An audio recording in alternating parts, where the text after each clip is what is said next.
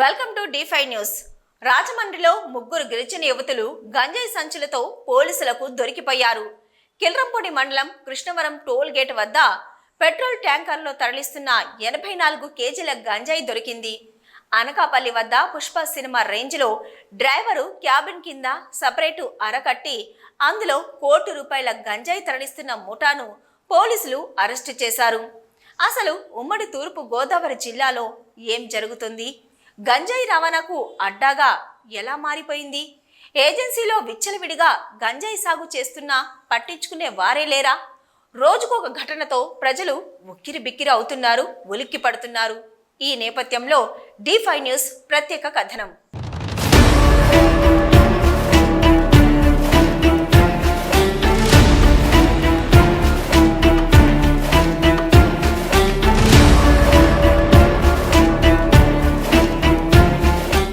లక్షలు కోట్ల రూపాయల విలువైన గంజాయి అడ్డంగా దొరికిపోవడంతో ఉమ్మడి తూర్పు గోదావరి జిల్లాపై అందరి దృష్టి పడుతుంది. ఇది గంజాయి సాగుకు స్థావరంగా మారిపోతుందా అనే అనుమానాలు అందరిలో వ్యక్తమవుతున్నాయి.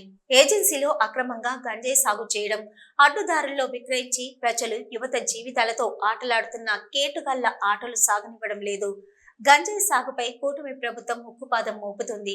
నిజానికి చెప్పాలంటే 2019కి ముందు టీడీపీ ప్రభుత్వం గంజాయిపై యుద్ధమే చేసింది. సాగును నిర్మూలించడమే కాకుండా గిరిజన యువత అటువైపు మళ్లకుండా ప్రత్యామ్నాయ ఉపాధి చూపించింది. నిరంతర నిఘాతో స్మగ్లర్ల ఆట కట్టించింది. అయితే 2019లో వైసీపీ అధికార పగ్గాలు చేపట్టడంతో మళ్లీ గంజాయి మొక్కలు ఏపుగా పెరిగాయి. గత 5 ఏళ్లలో గంజాయి సాగు, రవాణా, వినియోగం విపరీతంగా పెరిగిపోయింది. గంజాయి పొగ పల్లెల వరకు పాకేసింది. ఇప్పుడు మళ్లీ కూకటి వేళ్లతో దానిని పెకిలించడానికి పోలీసులు, ఫారెస్ట్ అధికారులు విశ్వ ప్రయత్నాలు చేస్తున్నారు.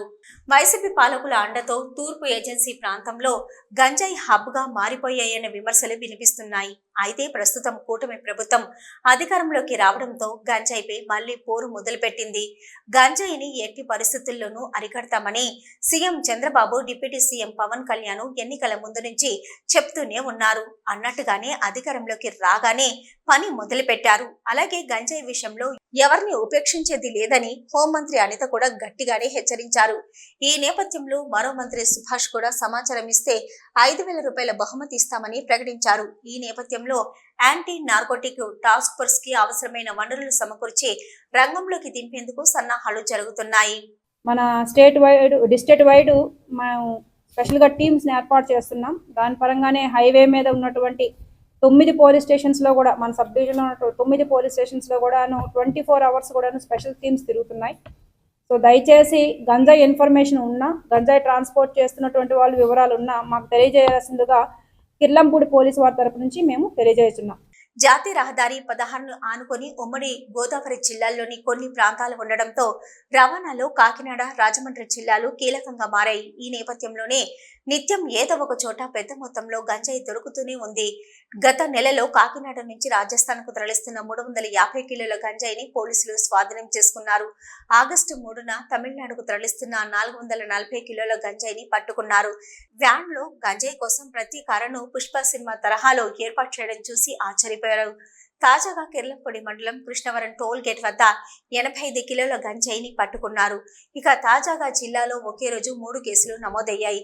వీటి ఖరీదు లక్ష నుంచి కోట్ల రూపాయలలో ఉంటుందని చెప్తున్నారు. ఉమ్మడి గోదావరి జిల్లాలో 2019 నుంచి ఏడాది జూలై చివరి వరకు చూస్తే 288 కేసులు నమోదయ్యాయి.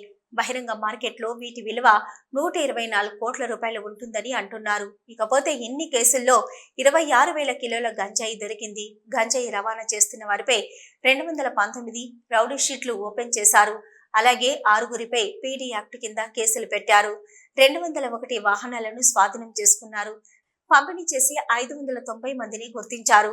వారిలో 460 మందిని అరెస్టు చేశారు. 350 మంది విక్రయించే వారిని అరెస్టు చేశారు. వీరిలో 120 మంది వరకు ఇతర రాష్ట్రాల వాళ్ళు ఉన్నారు. ఇవన్నీ కూడా వైసీపీ ప్రభుత్వంలో జరిగిన అరాచకాలు. జనరల్ గా పోలీసుల తనిఖీలో దొరికినవే. ఇన్ని ఉంటే దొరకకుండా తరలిపోయిన గంజాయి వేల కోట్ల రూపాయల్లో ఉంటుందని అంటున్నారు. ఇక్కడి నుంచి తూర్పు గేటు దాటితే చాలు ఆర్టీసీ బస్సులు, రైళ్లు ఇలా వివిధ రవాణా మార్గాల ద్వారా గంజాయి దేశ విదేశాలకు చేరిపోతుందని అంటున్నారు. ఇకపోతే కూటమి ప్రభుత్వం గంజాయిపై పోరాటానికి దిగింది. మత్తు పదార్థాల నిల్వ, స్మగ్లింగ్, విక్రయాలతో పాటు గంజాయి సాగు, సరఫరా, వినియోగంలకు సంబంధించిన సమాచారాన్ని ఎప్పటికప్పుడు తెలుసుకునే నిఘా వ్యవస్థలను ముమ్మరం చేస్తున్నారు. పోలీస్, ఎక్సైజ్, రెవెన్యూ విభాగాల సహకారంతో ఖచ్చితమైన సమాచారాన్ని సేకరిస్తున్నారు. అన్నింటికి మించి టోల్ ఫ్రీ నంబర్ను ఏర్పాటు చేస్తున్నారు. ఖచ్చితమైన సమాచారం ఇచ్చిన వారికి నగదు బహుమతి అందజేస్తామని చెప్తున్నారు. సమాచారం తెలిసిన వెంటనే యాంటీ డ్రగ్ స్క్వాడ్ బృందాలతో వెళ్లి గంజాయి సాగును ధ్వంసం చేస్తారు. ఉమ్మడి తూర్పు గోదావరి జిల్లాలకు సరిహద్దుగా ఉన్న జిల్లాల్లో కూడా నిఘా వ్యవస్థలను పటిష్టం చేశారు. ఎక్కడికక్కడ చెక్ పోస్టులను ఏర్పాటు చేస్తున్నారు. ఫేషియల్ రికగ్నైజేషన్, ఆటోమేటిక్ నెంబర్ గుర్తింపు వంటి అధునాతన వ్యవస్థలతో కూడిన సీసీ కెమెరాలను అమరుస్తున్నారు. ఇకపోతే కేంద్ర ఇంటెలిజెన్స్ బ్యూరోలో పనిచేసి సమర్థవంతమైన అధికారిగా గుర్తింపు తెచ్చుకున్న ఐజీ ర్యాంక్ అధికారి ఆకే రవికృష్ణను ఏఎన్టీఎఫ్ అధిపతిగా నియమించింది. 2 ఎస్పీలు, 4 అడిషనల్ ఎస్పీలు, 6 డిఎస్పీలు ఉంటారు. ప్రతి జిల్లాలోనూ ఏర్పాటు చేసే ఏఎన్టీఎఫ్ సెల్లో 26 మంది ఎస్ఐలతో టీం ఉంటుంది. రెగ్యులర్ ఎస్పీ మొత్తం ఆపరేషన్ పర్యవేక్షిస్తుంటారు. ఇంత పకడ్బందీగా కూటమి ప్రభుత్వం ఆపరేషన్ గంజాయిని ఏర్పాటు చేసింది. గంజాయి సాగు, సరఫరా, అమ్మకం, వాడకం వంటివి ఇకపై గంజాయి కేసులు అమరావతిలోని పోలీస్ ప్రధాన కార్యాలయంలో ఏర్పాటు చేసే ఏఎన్టీఎఫ్ పోలీస్ స్టేషన్లో నమోదు చేస్తారు. ఈ స్టేషన్లలో డిఎస్పీ ర్యాంకు అధికారితో సహా కింది స్థాయి సిబ్బంది వరకు 82 మంది ఉంటారు. రాష్ట్రంలోని 26 జిల్లాల్లో ఏఎన్టీఎఫ్ సెల్లో పనిచేయడానికి సిఐలు, ఎస్ఐలు, ఇతర యూనిఫామ్ సిబ్బందిని 461 మందిని నియమించుకోవడానికి ప్రభుత్వం ఇప్పటికే అనుమతి ఇచ్చింది. ఇదండి సంగతి. గంజాయి సాగు, వ్యాపారం చేసే వాళ్ళని కూటమి ప్రభుత్వం దిగ్బంధం చేసింది. మరిది సఫలీకృతం కావాలని మనము కోరుకుందాం.